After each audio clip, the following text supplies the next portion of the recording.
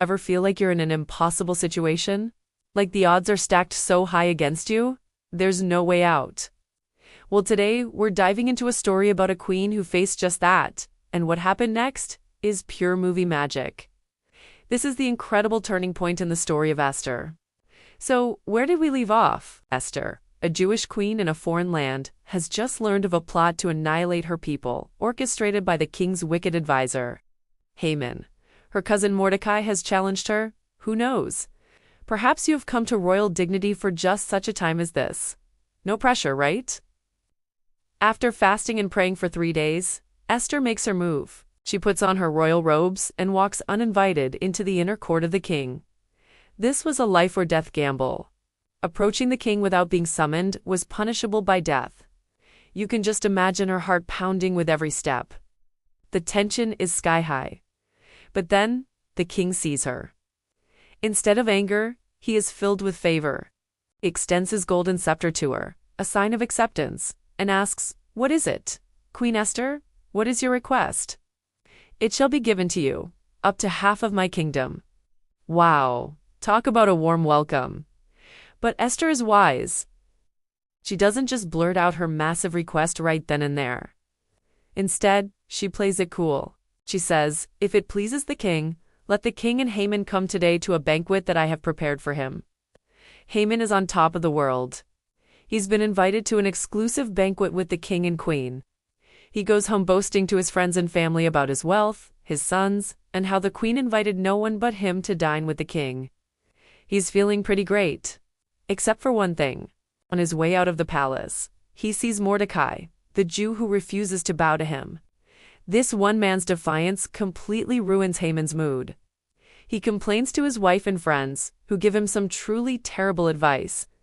Build a gallows, 75 feet high. And in the morning, ask the king to have Mordecai hanged on it. Then you can go joyfully with the king to the banquet. Haman loves this idea and has the gallows built immediately. Now, this is where the story gets really good. That very night, the king can't sleep. Insomnia. We've all been there. Scrolling through our phones, King Ahasuerus, however, decides to have the royal records read to him. Probably not the most exciting bedtime story, but it's about to change everything. As the servant reads, he comes across a particular entry, the one about Mordecai uncovering a plot to assassinate the king. The king stops. "Wait a minute," he says.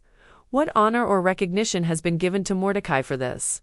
His servants reply, "Nothing has been done for him." Just then, who should walk into the court? None other than Haman. Hayes arrived bright and early to ask the king's permission to hang Mordecai on the gallows he just built. The timing is unbelievable. Before Haman can even get a word out, the king asks him, what should be done for the man the king delights to honor? Haman's ego goes into overdrive. He thinks, who would the king want to honor more than me? So he lays it on thick. For the man the king delights to honor, he says, "Let them bring a royal robe the king has worn, and a horse the king has ridden. And let one of the king's most noble princes lead the man on horseback through the city streets, proclaiming before him, 'This is what is done for the man the king delights to honor.'" The king loves the idea. "Great," he says. "Go at once. Get the robe and the horse and do just as you have said for Mordecai the Jew who sits at the king's gate. Do not leave out a single detail." Can you imagine the look on Haman's face?